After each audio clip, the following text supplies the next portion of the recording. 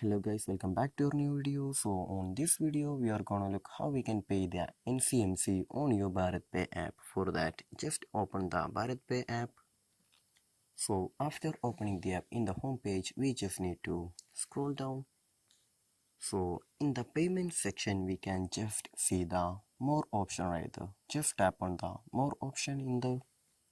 So when we tap on the more option, just scroll down for a bit. So in here in the other section we can just see the NCMC recharge right here. Just tap on the NCMC recharge right there. So just choose whichever provider that you need to recharge. After that just enter your mobile number right here. After that the last 4 digits of your NCMC card right here. So after doing that, just tap on the continue option. So this is how you're gonna do the payment or your recharge of your NCMC on your Bharatpe app. So I hope this video was useful for you. So just do like, share, subscribe to our channel. Thank you.